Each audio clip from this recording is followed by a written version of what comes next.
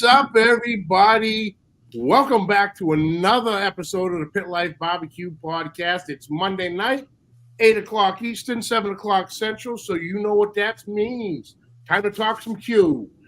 Awesome. Coming to you live from the Uncle Steve Shake Studios in Center Bonstead, New Hampshire. Uncle Steve had an incredible guy, incredible products. I was trying to think 15 amazing flavors. Oh, wait, that's no longer true after this weekend. 16 amazing flavors with the new Magic Ribs coming out. We had the samples this weekend at the house when we were down there for the Houston Livestock and Rodeo, and it is amazing. This stuff is going to knock you guys' socks off. He nailed it on this. So check him out at UncleSteveShake.com. Follow him on the Facebook page, Uncle Steve Shake Nation, for all your shake updates and needs. Uncle Steve Shake, shake some on everything. Also proud to announce a new sponsor to the show, Joe's Meat Market in Royce, 107 East Main Street in Royce, Texas.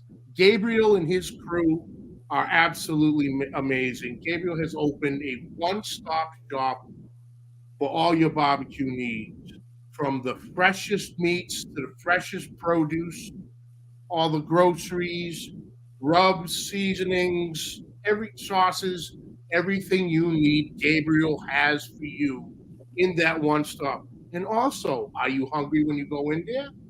Stop off, grab a bite, sit down, talk to the boys.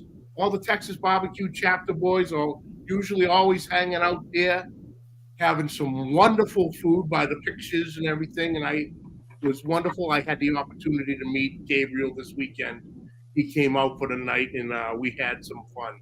So, yeah, I am proud and honored to be lined up with Joe's Meat Market, 107 East Main Street in Royce City, Texas. Check them out. Let's see who we got in the chat tonight. I'm assuming by the messages earlier today, they're coming out for you. You're a popular gal in this neck of the woods and all over the country, I suppose. Seeing that's where everybody is. Papa, Texas, what's up? Bat 13, what's going on? Oh, I see Greg Renby. I saw Greg. What's up, Greg, my brother? Thank you for tuning Johnny. Oh, my God. All these people.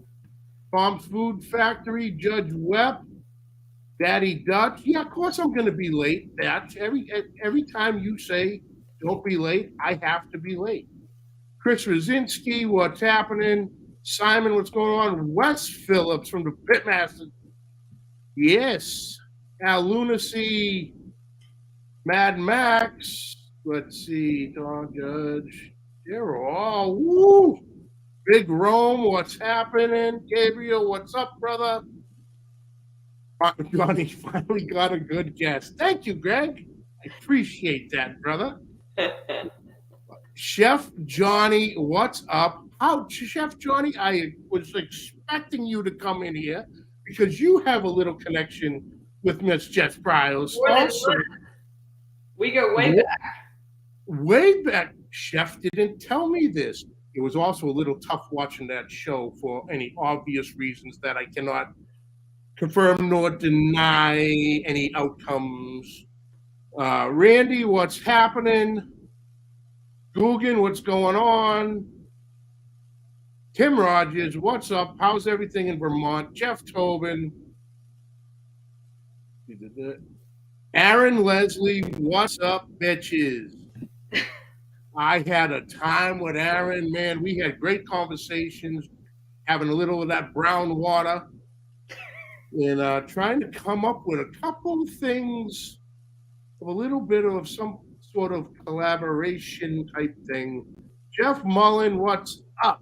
Hey, Johnny, you might say water even better than I do. I know. And if I was still in my old studios, you'd be having an absolute ball with my old producer, Chrissy.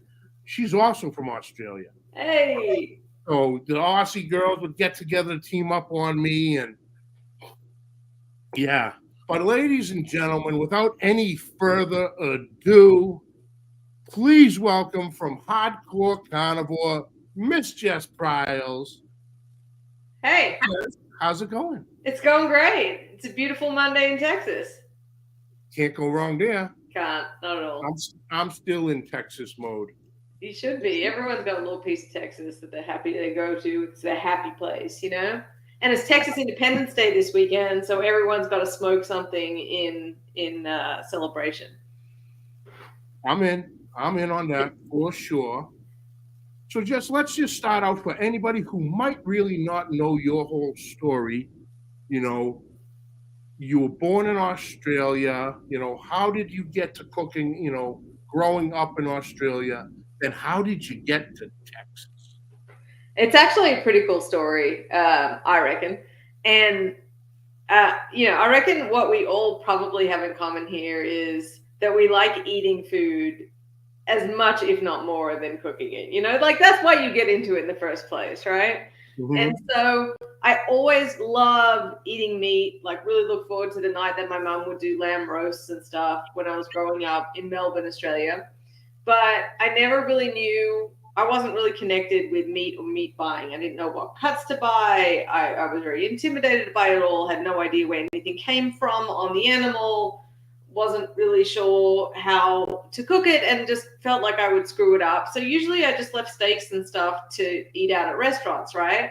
And then Australians are really good at traveling. Like we're really good at traveling the world and leaving our little island and going and seeing places. So I was really fascinated with the US and came visited Texas. God, it would have been 17 years, long time ago now. Had my first taste of barbecue, and it was the best thing I had ever eaten. It was beef back ribs, which by now, today's standards, would have been pretty shitty, honestly. The restaurant's not even open anymore. But I just remember thinking, like, this is so freaking delicious. And I obviously, I fell in love with Texas and kept coming back here, got more curious about barbecue and how to cook it.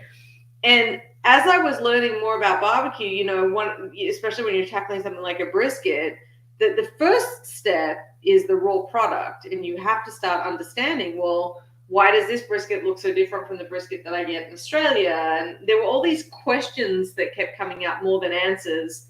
And so I started working with some butchers in Australia to understand, because we had British style cuts there, so if you went and ordered a brisket, you were going to get a rolled trim flat.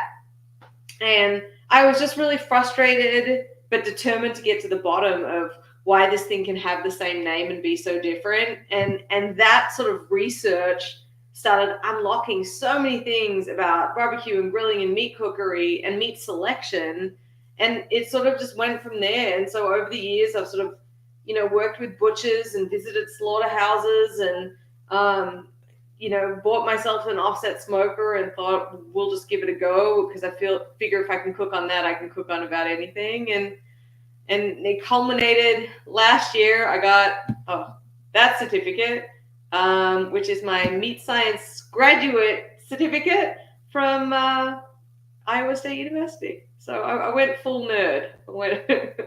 Oh, nothing wrong with that. Nothing wrong with that. So you moved to Texas. Now did you start any of this while still in Australia, or did it really all happen here in the States? It started in Australia. So I visited Texas as a traveler, and then I came back and forth for the next 5 years. I would come over once or twice a year, and I was kind of working nearly like a barbecue missionary in Australia, spreading the good word of barbecue. Because barbecue was starting to take off there. The whole shrimp on the barbie thing is kind of bullshit. That's an American thing. So yep. Australians don't typically have a great culture of barbecue. It was very much about burnt, cheap sausages on a gas flat top. It's certainly communal and social, but it's not great in terms of the eating. And so much has changed now because that American style Q has taken everyone by storm. And they, you couldn't even buy an offset smoker in Australia. They didn't even know what it was, 15 years ago. So it started when I was still living in Australia, and then eventually I just really I needed to move over here. I both needed to be closer to the source of barbecue, and so in 2015 I eventually moved. All right. All right. Kevin Hernandez, what's going on, brother? Yeah. I'm sorry we weren't able to meet up. It was crazy this year. But good news is there's always next year. And hopefully maybe even before that, brother. Um, so that's awesome, Jess. So when did you decide you wanted to start making the rubs and the seasonings? Or was it something out of necessity? That's an awesome question. It was actually it was for the most purest reasons. So it was about a year after I moved to Texas, and I had my website, which has lots of recipes on it. That's under my own name, and I was kind of introducing myself. I'm like, what the fuck do I call myself? Like, I kind of barbecue for a living, but I don't have a restaurant. Like, people weren't used to, Mm-hmm. creators and influencers weren't a thing back then. So it's like, well, hi, I'm a hardcore carnivore. Nice to meet you, right? Like, everything in my life is related to meat. Um, and I had T-shirts and I had recipes and all this stuff, which way back then, I mean, barbecue family is always a family, but then it was a really, really niche, tight-knit community, linked on Twitter, which was huge back then, kind of thing. And so I had this following on social media. People were buying my stuff, and they were like, when are you going to open a restaurant? And I was like, definitely not on the cards. And I just kept thinking, well, how can I share the way that I think things should taste with people beyond just my recipes? And I had this idea at the time. Activated charcoal was being used very predominantly in things like shakes and health food crap. And I just thought it would be super cool to see what it would be like in a rub. And so black was our first one. And for most folks who are watching, if you have used a black seasoning today, I'm just going to toot the horn and say it's probably because of the one that we put out. It spawned a lot of copycats, but it's nothing like the original. That's it. Now that's the charcoal, right? Yes. Yeah. It's jet black in color. Yeah. And now we have like 10 or 9 or 10 in the line. I'll tell you right now. Hold on. 1, 2. Yeah, I guess it's 9, possibly 10, depending on where you consider the amplifier. No, it's 10, and then we have a fried turkey that comes out only at the holidays. Fried turkey seasoning. It's jalapeno, sage, and garlic. It's really good. Oh my! I know. Thanksgiving's my favorite gluttonous holiday of all time. I'm reading all the comments here. Everyone's so nice about their use of black. That's awesome. Yeah. And with the black seasoning, it kind of throws people off, like you said. It's black. Mm-hmm. Well, everybody's trying to get these certain color tones, and what is it gonna throw the taste off? Well, the charcoal, it's odorless and tasteless. Mm-hmm. It's everything else that's in it that is going to come to the top. You're just going to get black is going to be the color. Yep. That's it. You can have any color you want as long as it's black. It's the old Ford model, hey? Absolutely. And yes, Chef, we are going to get to that because I took advantage of being down in Texas this week at my have to stop at HEB. You got it. We were talking with the boys, and Jess, what do you think about this? Where have we come in life, at least age-wise, that when we travel, it used to be, we need to hit this restaurant and this bar and this and this. But when me and the boys travel to Texas now, we have to hit our must-goes to our HEB, Buc-ee's, and Academy Sports. Well, the funny thing about that is HEB, Buc-ee's, and Academy Sports are all hardcore carnivore dealers. So I guess we're in the right places. Yeah, But tell me, absolutely. what's your go-to at HEB? Like, what are your must-have items, or do you just like seeing what new stuff they have? I like seeing what stuff they have. Um, I'll go to a lot, so, some of the seasonings, the different sauces, and because I got to mail all this stuff back. So Uncle Steve ships everything I buy down there. I basically go grocery shopping, and the must-haves I have to get: Duke's mayonnaise, Blue Plate mayonnaise, Okay. the couple different sauces and seasonings, Julio's tortilla chips, Oh, so good. right? It's the I told the M&G, boys, man. It'll get you every time. yeah, I told the boys last year. I go, you guys got to try these chips. These are the best chips ever.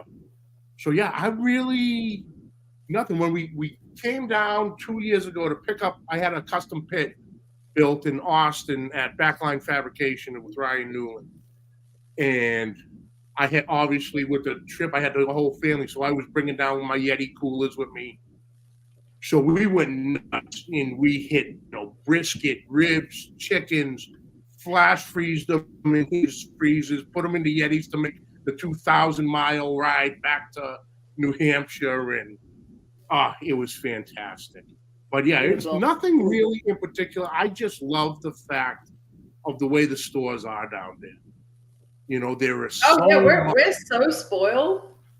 Yeah, And you forget, like I don't do them as much anymore, but I used to do a lot of barbecue classes traveling all around. And one of my favorite cuts to demo in class is to take a top blade roast and butcher it into a flat iron. It's a great demo of butchery. It's a great cut. You can talk about tenderness and the Warner Bratzler shear force test. All this you can nerd out. It's great. yeah, But I was like, this is great. It's not a super common cut, but you can track it down. And I remember it was like I did a class in Little Rock, and I'm like, well, it's a capital city. Like, surely they could not get it. They couldn't find no butcher store in town or grocery store would carry it. And I'm thinking like I can go into my HEB and say like, what do you want? You want grass fed? You want wagyu? You want like we're so yeah. spoiled here. Even when we go to Memphis in May, I was doing stuff with Kingsford last year and cooking for their VIPs. And you want to go and you want to buy really nice produce, and you get to the grocery stores and you're like, this is sad. This is sad. Oh yeah, yeah. And the meat counter down there, it was amazing compared to up here. Because like you said, there's wagyu briskets on the shelf. We got to order from wherever we get them, Snake River Farms, Yeah. Kevin down in Pensacola with the wagyus, and it's like I walk in HB and I can have my pick or whatever else. We were I buying bought shrimp. two today, John. I'm telling you. Yeah, They stock Mishima Reserve and they stock Snake River Farms like it's nuts. yeah. And we were buying shrimp. We had a little shrimp boil for lunch before we hit the grounds for the rodeo one day. And I turned around and I'm staring at like these 3 or 4 beautiful tri-tips. And it's like, oh, I wish I could get those because we don't really get those up this in the Northeast either. Yeah. It's I'm supposed, and then I hear, oh, this is rare time, folks. So you had last time I was there, you had HEB, then you had HEB Plus. Now I have the news broken to me on Super HEB. What the fuck? I couldn't get one of those. And in Houston, they have a Mi Tienda, which is their Spanish, like Mexican goods store. So they have a whole line of like the Mi Tienda tortillas are the best. They're in the refrigerator section. I'm like, this is not paid, by the way. This is just someone who loves eating, talking to other people who love eating, right? Their flour tortillas they bring in from Mexico and you heat them up yourself. So I haven't been there yet. I want to go to the one in Houston, the Mi Tienda in Houston. Yeah. What's up, Yeah. boys? Oh, there's the boys. Grab them in the brisket. What's up, fellas? Did you see them this weekend? I missed them. They did. I had messaged Jonathan once I got to the grounds on Friday. I'm like, yo, I go, where are you guys set up? And he's like, dang it, man, we just left like a half an hour ago. So I was so pissed because I wanted to meet those guys because they're Yeah. great. I love them. I love their show. They got a great format. I love what they do. And I did a bunch of content on Thursday. I was there all day, and Awesome. I was just banging, 10, 15 minute little clip interviews, and it was magical. It was magical. I got to thank Big Rome and Bam Bam they were coming out for helping me out with all of them, and it was good. It was great content for sure. But yeah, I wish I could have met uh, the grab them in the brisket boys. I'm still on a little jet lag. I think the brain and the mouth ain't connecting right. Not that they always do anyway. Take a shot. You'll be fine. And that brings me to the other one. Patty Dutch had said, yes, don't forget HEB, Bucky's, and Academy, and Specs. Okay. Our Have you had favorite- a sandwich from Specs? They sell sandwiches at a liquor store? Their deli is like legit. They have burgers and sandwiches. We Where get you past been? the alcohol. So you go and you load up your basket, and then you get like a big ass like pastrami to go as well.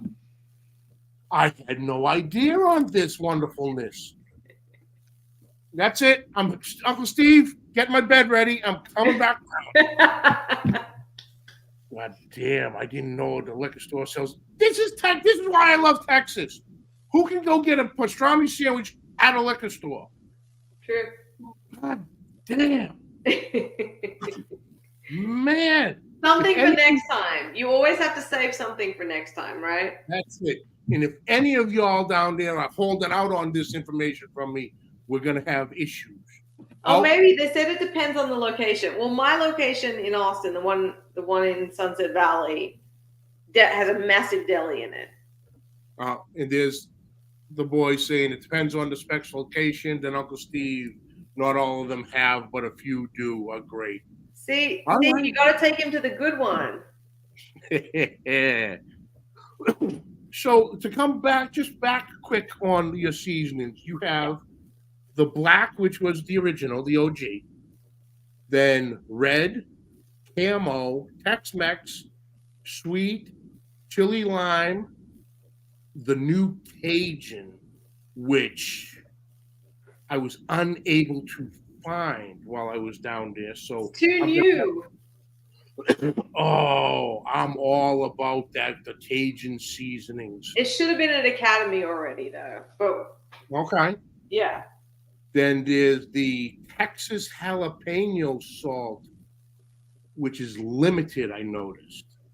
So you're only doing a small batch of that? We limited where it was released, and then it got so popular that everyone demanded we make it available all year round. Like, I thought it was going to be like a little seasonal thing. So we will be making that part of the regular lineup any day. All right, cool. And then you have the Amplify. Yes. And your burnt end sauce. Yes. That sauce is delicious. Thank you. It is fantastic. And you have a wonderful chili mix. That I haven't tried yet, but I'm about to. Good. I have to say, I'm also pretty proud of, we have a lot of tools and gear as well, which is a little bit unusual, but when I would make these videos, there was certain gear that I wanted to use. Like, I was using a 6-inch semi-flex boning knife, which every butcher and every meat cutter that I'd ever seen, like, that's a standard. Like, if I go and hunt a deer now, I won't take the back strap out with anything else. That's what you're supposed to use. Mm-hmm. And it wasn't being used by the barbecue community. Back then, people were trimming their briskets with like chef knives or like big ass carving knives. And, it's the right tool for the job. So we don't have heaps, but we have specific things like the serrated brisket slicer, the 6-inch semi-flex boning knife or trimming knife. And the big one that I'm actually really proud of, we've got grilling gloves. We've got nitrile gloves that we just launched that are like super thick and textured the whole way. So like a micro texture, so you're not slipping and sliding. Oh, cool. But our disposable cutting boards are probably the thing that I worked really, really hard to find someone to bring that to market for sure. And Daddy Dutch Barbecue out of Lamars, Iowa, he literally brought a check-on bag to Houston this year so he could fit your disposable cutting boards to bring home to Iowa. Because that's Oh, all thank what he you. was That's responsible. awesome. Yeah. That's But, badass. but yeah, your products, I love them. They're amazing. But what I also like is you have two bulk options. Mm-hmm. You have the bulk refills, which I believe are around 58 ounces, 60 ounces. Yeah, it depends. It's basically 4 times a shaker quantity. Yeah. And then if you want to go all out, you got the 10-pound boxes. The big boy 10-pounder for sure. That's it. Go big or go home. And it's so funny because we introduced that for food service, and I was like, well, we don't push that too heavy because it's hard. I don't know. It's a weird food service is a weird world. But then we get this email one day randomly. It's like, oh hi, I'm the executive chef at SeaWorld in San Diego. And they're like, so somewhere in SeaWorld San Diego, they're using a lot of Tex-Mex seasoning to make something. I might have to go visit this summer and check it out. Hey, at least they weren't asking for a seafood seasoning. Right. I'm so glad you like the boards. They're really they're so important for food safety. They're so great for cleanup and ease of use. Like it sounds like you've already figured out the secret there. So Oh yeah. So I want to wait on the sausage because we used it a little different the next day. I think it would be something right up your alley too. Oh. It's a bunch of fat guys hanging out at Uncle Steve's compound, food all day long, then going to the cook-off and eating food all night long.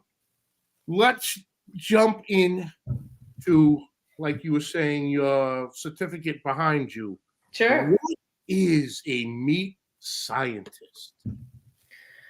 So meat scientist is someone there's a conversion of muscle when it actually becomes meat. And there's a lot of things to do with meat, but effectively meat science is the study of both safety and quality of meat.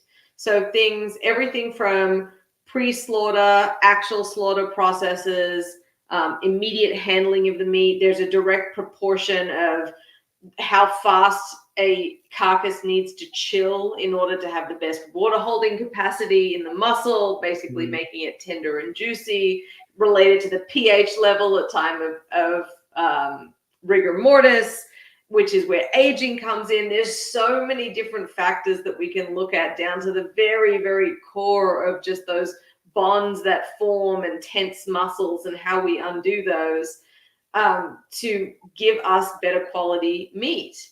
And that works hand in hand with like ag science and animal science, where you might look more at animal nutrition and genetics and feed, which also has a lot to do with it.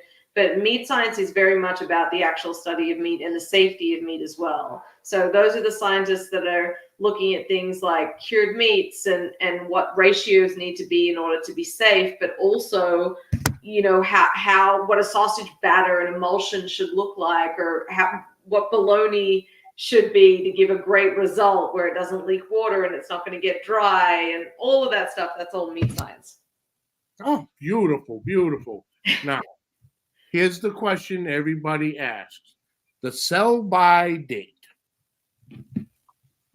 Is it a hard line, or are you good as long as the cryovac is still sealed and there's no air getting in there? Because people do wet age briskets.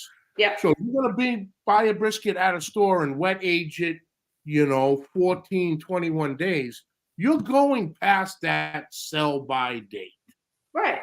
So a couple of things. First of all, anything to do with flavor is a personal choice, and I'll get into that in a second. There is no law that covers best befores on meats. There's actually, the stores are not forced to sell it by that date. It is just a suggestion.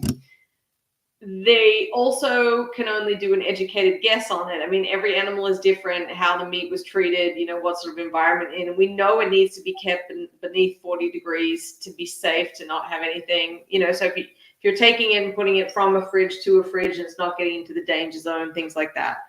But effectively, if we're not talking about vacuum seal and just talking about meat in general, yeah, if you get it home and you forget about it and it's a day after the best before the use by, the sell by, and you open it and you smell it and it doesn't smell bad, absolutely you can use it.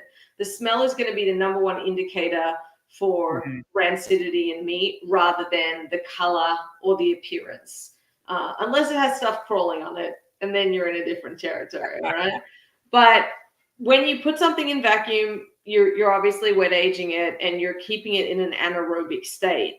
The thing is, this is where personal preference and flavor comes into it.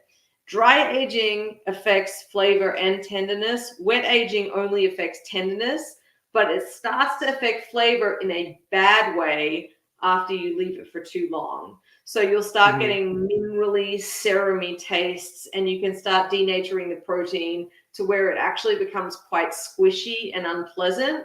So most of the data and the scientific studies that we have will show that there's no significant increase or benefit to wet aging over 28 days. And you have to remember, for what it's worth, from a scientific perspective, wet aging is aimed at things like steaks that we're going to be cooking to medium rare that have a very important where tenderness is going to be really important. With something like a brisket, you actually don't need to wet age it in theory, in my opinion, because you're cooking it beyond the tenderness that any aging can offer anyway. Okay.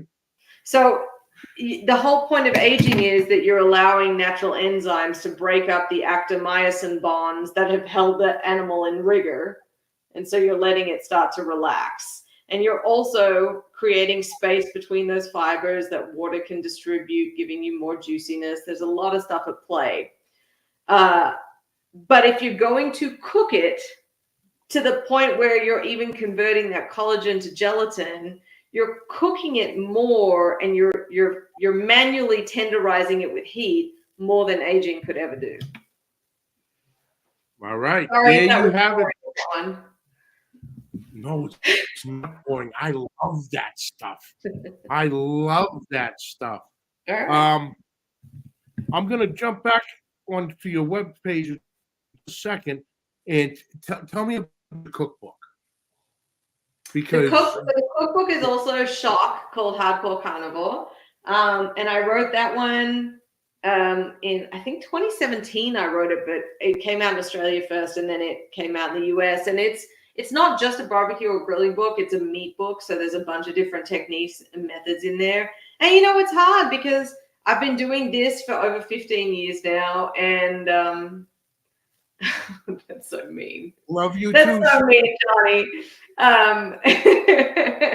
I've been doing this for over 15 years, and you put stuff out there and it feels like a lifetime ago, right? Like there are so many new things that I've learned since then, different recipes, and yeah, I'm very proud of it, and I think it's a beautiful book with some beautiful recipes, but I would definitely consider giving a second book a shot. All right. Yeah, I got to get the first one. I have to add it to my collection. I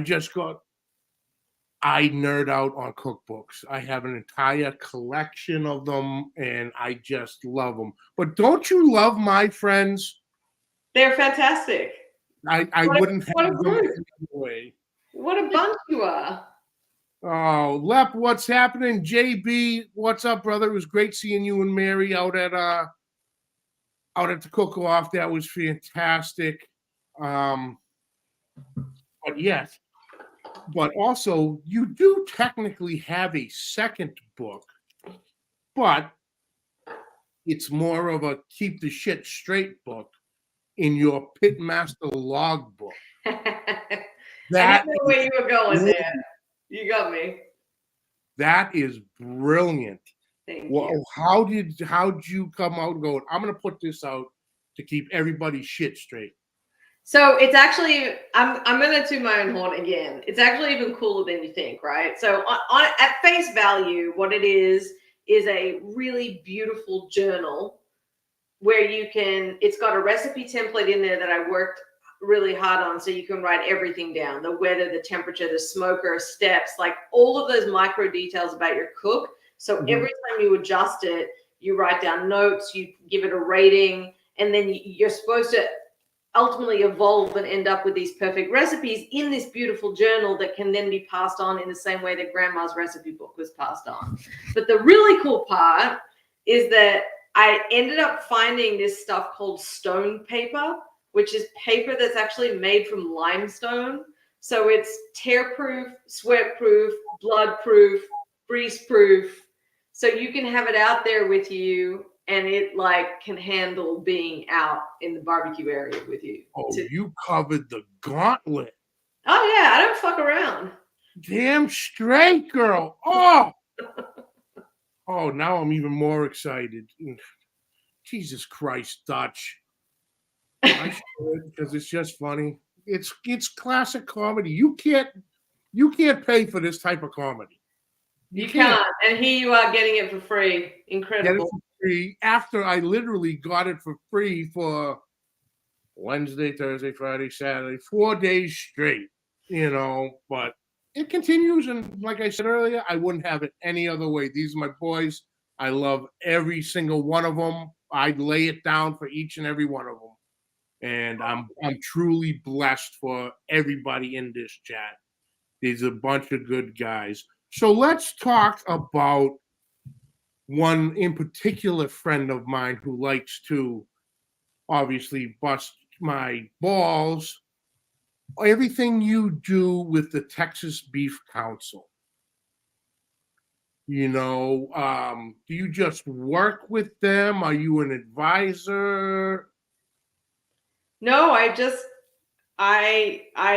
have worked with them in different contexts over the years. It started as just developing recipes for them back in the day, and then they have these different things that they try and do. Like way back when they hosted a best butcher in Texas competition, and it was very niche, but they asked me to be the host, because I can speak to butchery. I know a lot about butchery and cuts and things of that nature, but I can also get on a microphone and bang out some words.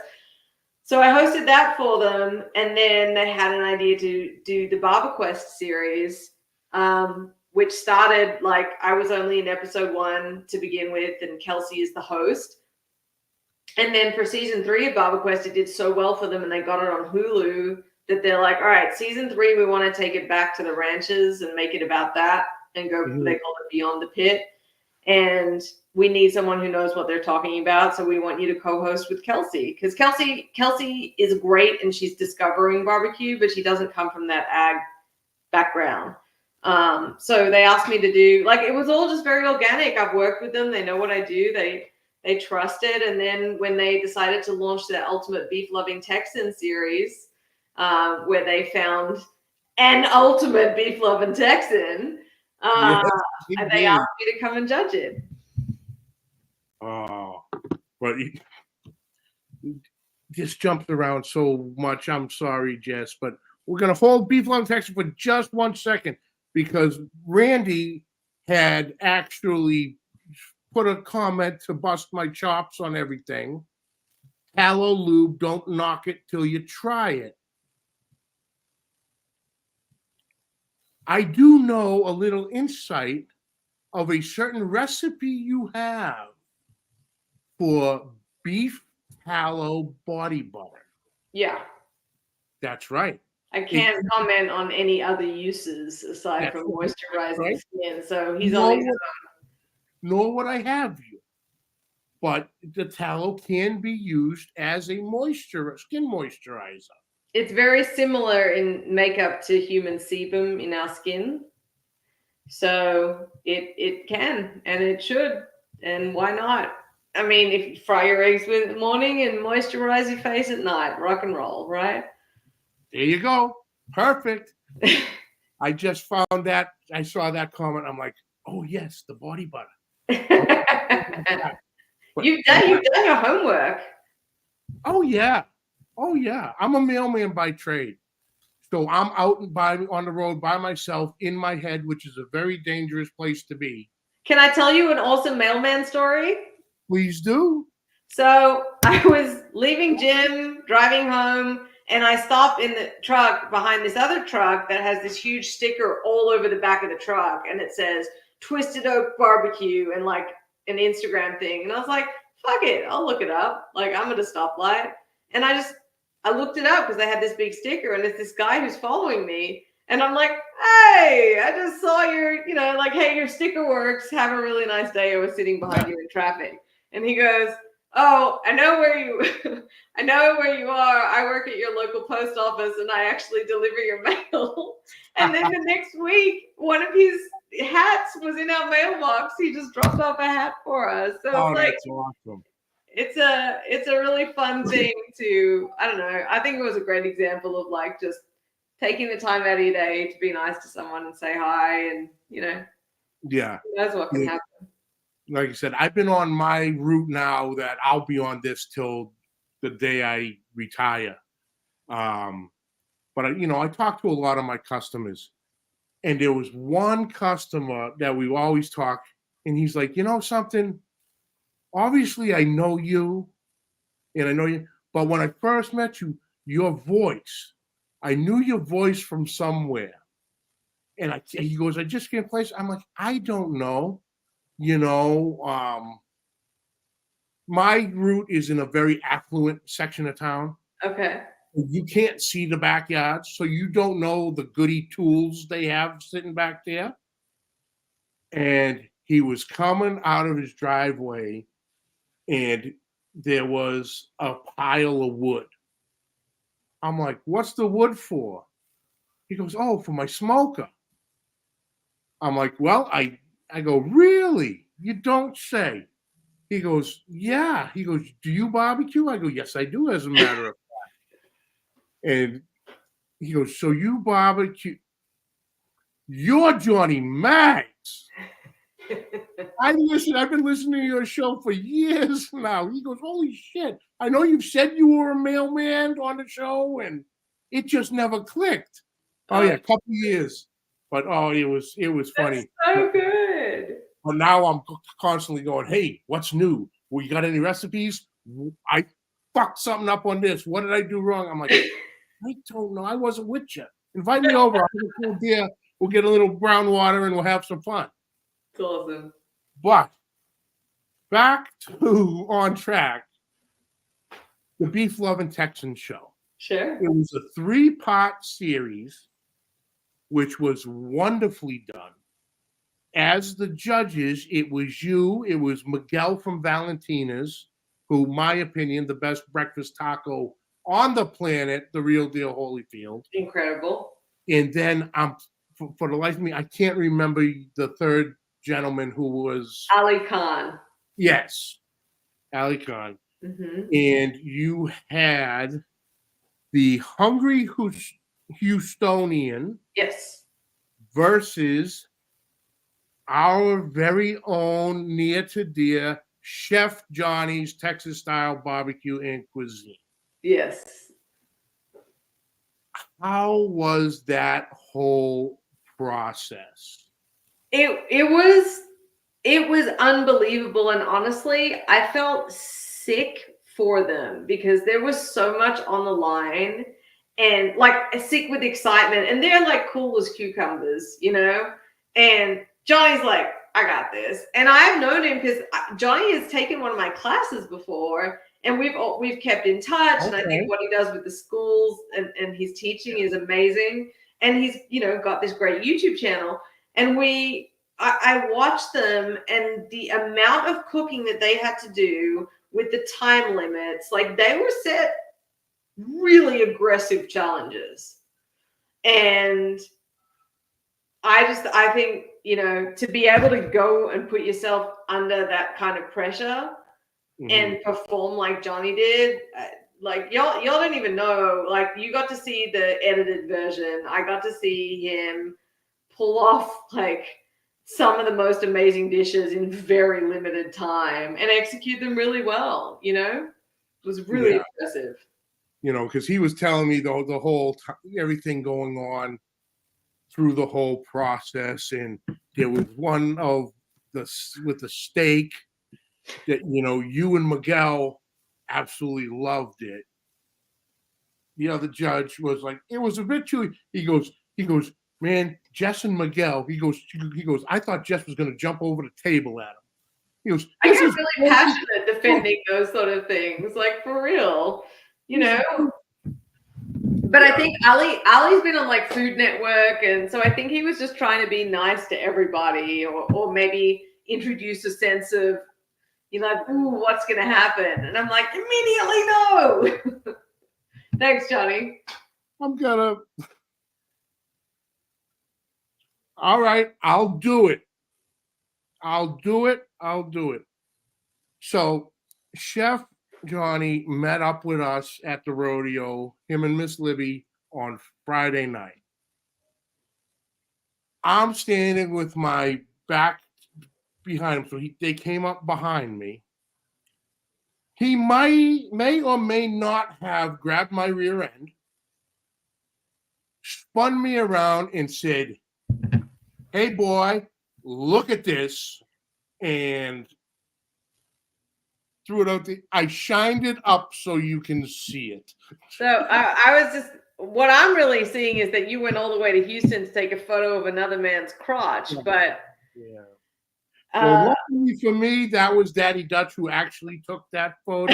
That was a hell of a belt buckle. And the funny thing is, like, when the competition started and we had no idea who was going to win, I looked at that and I thought, that thing's as big as Danielle's head. Like, I don't know what she's going to do if she wins it. And you just know, like, aside from the fact that everything he cooked was incredible and he deserved it, it was like, you know who's going to rock that belt buckle. You know who's going to wear it and make it look good.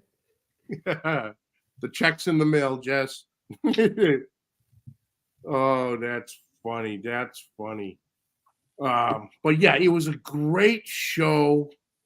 They did a fantastic job with it. I'm glad. The insight you were able to give with your expertise was awesome. I have to tell you as well, not to detract from it, you guys can watch it online still if you haven't yet at beeflovingtexans.com. You can see all the episodes and see what Johnny cooked. But I haven't said too much about it recently, but I actually have another show coming out later this year. And I can't say what it's called, and I can't say where it's airing, but it's a full-on 10-episode show. Okay. On a TV channel. So that's pretty exciting. So, folks, keep the eye out on all Jess's social medias for that little nugget. Yep. But I need to know what you thought of the sausages, man.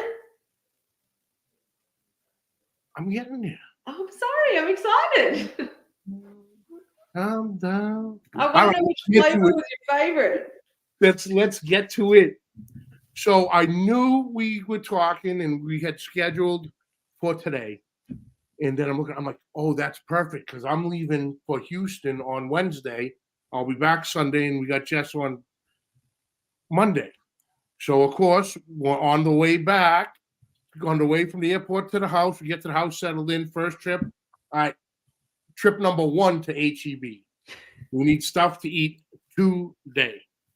So we went, got a bunch, and I was hell-bent to hit that back wall and get your sausage line, that the hardcore carnivore sausage carried by HEB. You have the cheddar jalapeno, the Tex-Mex, the prime rib, and the beef with brisket. Mm-hmm. And if I'm not mistaken, we actually wound up cooking them Friday night. Okay. Once we got back. And they're fantastic. They're tremendous. Thank you. Tremendous. They cooked very nice. We hit a couple hot spots on the grill. The casings held up. There was no blowout on them. They were hot as hell to cut, but that was my fault because we didn't have any gloves and I was doing them barehanded. It was after the rodeo, I might add. But anyway. You were just raw dog and sausage after the rodeo. Yep, for sure. They were all fantastic. Thank you. I believe we all agreed the cheddar jalapeno was the top dog. That's my favorite, not gonna lie. Because you go to any different stores and you buy the cheddar jalapeno sausage. You cook it, you cut it, and it looks like a sausage. Yep. With green specks. You don't get any of the cheddar cheese. Unless it's the hardcore Carnivore brand, and it is loaded with jalapeno and cheddar cheese. It was fantastic. We tried when we were developing that. I'm like, needs more cowbell, but I was like, needs more cheese. Like, it's got to have more fucking cheese. That's the whole point. You don't buy it, like you said, you don't buy a cheddar jalapeno to get a suggestion of cheese. It's got to have good cheese distribution. And we're working on new flavors as well. It's not, again, if you don't know who I am and you're hearing us talk tonight and it's like, oh, she's got this and that and the other, she just must go and agree to license her name on anything. I work on developing every single one of those products until it tastes the way that I reckon it should taste. So, I'm excited for you. Hopefully by the time you come down next time, we'll have a new one for you to try too. All right. But yeah, the cheddar jalapeno was definitely number one. It was very tight at number two between the Tex-Mex and the beef with brisket. The Tex-Mex flavor was incredible because you think of Tex-Mex and you nailed the flavor profile with it. Thank you. Those were fantastic. The beef brisket was a very savory sausage, which you would expect for being beef. Yeah. And it has a bit of black pepper in there as well to sort of give a hark to barbecued brisket, natural hardwood smoke. I can see Stephen Chow asked if it will be available in Florida, but you're going to have to come to Texas because it is an exclusive HEB product. Yeah. But it's worth the trip. Yeah. Then the prime rib, I suppose, with all the guys bidding, was in the bottom spot. Okay. I loved it. Daddy Dutch loved it. And people were saying that it was a bit salty, but I thought it was right on because anytime I've ever had prime rib, now I do a lot with cigars. Okay. So we have cigar dinners and we'll go to restaurants and it will be a prime rib dinner. Okay. So for 20 years of going to those dinners, prime rib dinners, salt is the only thing on the table. And everybody puts the salt on the prime rib. Everybody you've seen. So the flavor profile for that was right on, my opinion, was right on the mark too. That the salt content in it went great with that prime rib. Oh, good deal. They were wonderful. Thank you. Thanks for trying. Great job. I can't, and they're a great price point. Yes. It was. They're $6. Yeah, $6.49, and actually, right now they have a coupon on them all the way through till the 5th. Yeah. So if you're at an HEB, there's $1 off packages with the yellow coupon there. So yeah, we tried to keep it. It's all natural casing. It's all hardwood smoked. They're made in Texas. Big focus, like the prime rib. It has prime rib in it. The beef has brisket in it.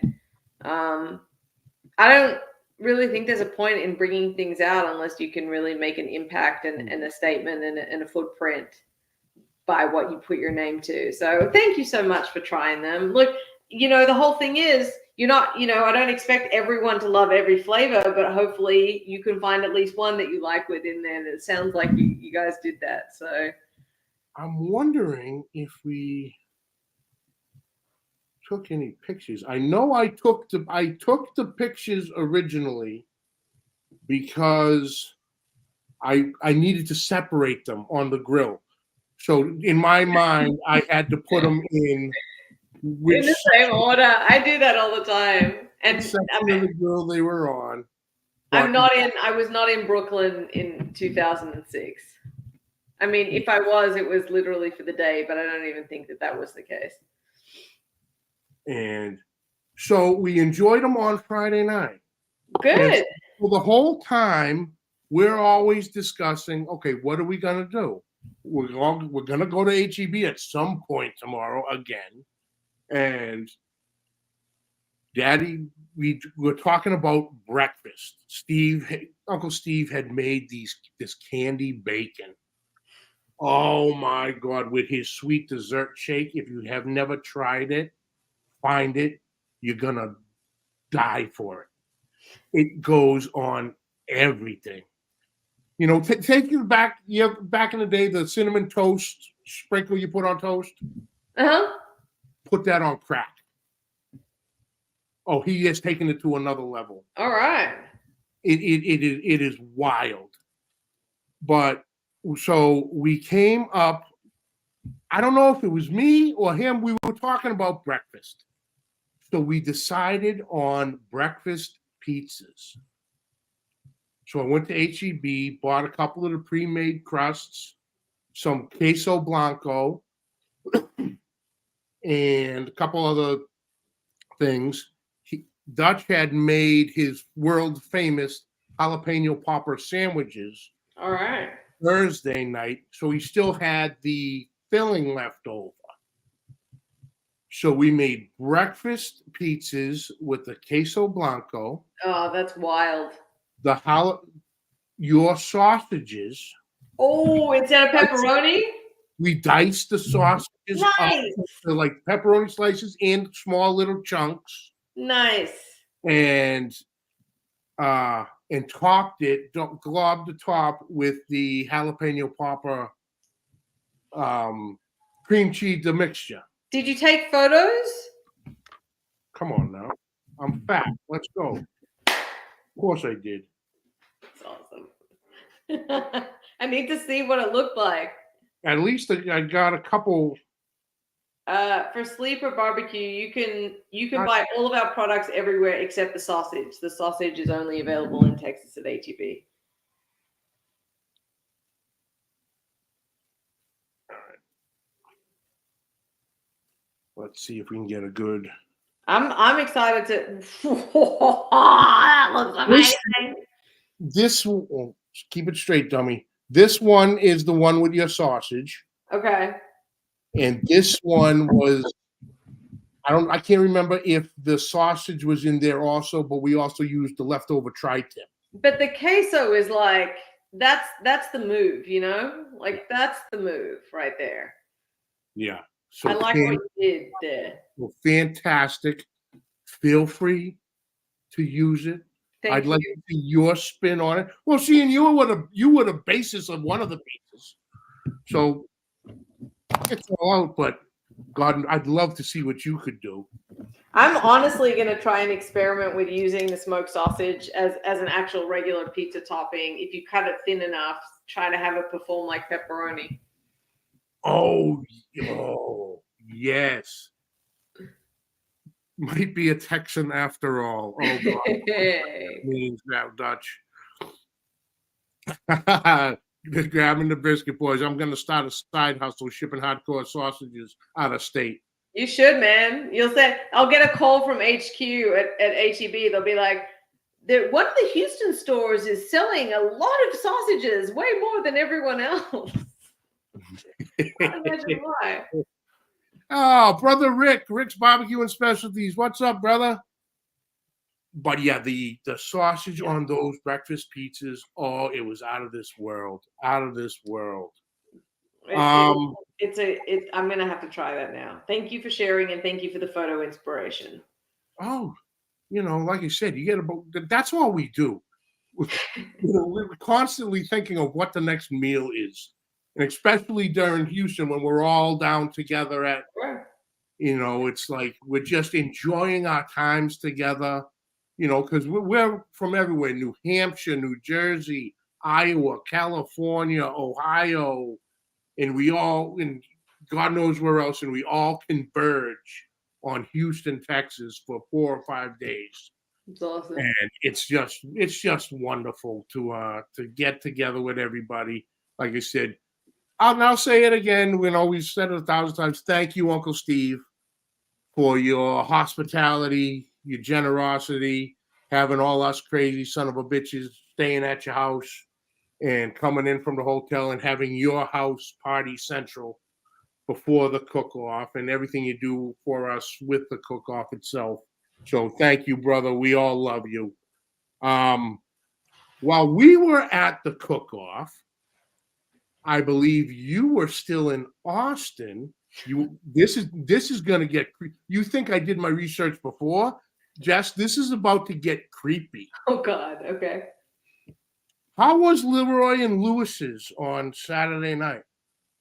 Hey, it was amazing. I'm editing my video at the moment. So Evan Leroy is one of the most talented pitmasters in the world. If you know about the boat method of brisket, where you foil it and leave the top uncovered, I know Brad from Chud's Barbecue has put that on his YouTube. He learned that from Evan. Evan pioneered that method. Also, fun fact, I brought Evan out to Australia when I used to put on an event called the Carnivore's Ball. And Lindsay, his wife, is one of my closest friends. When I moved from Australia, I lived with Evan and Lindsay for 3 months while I found my permanent home here.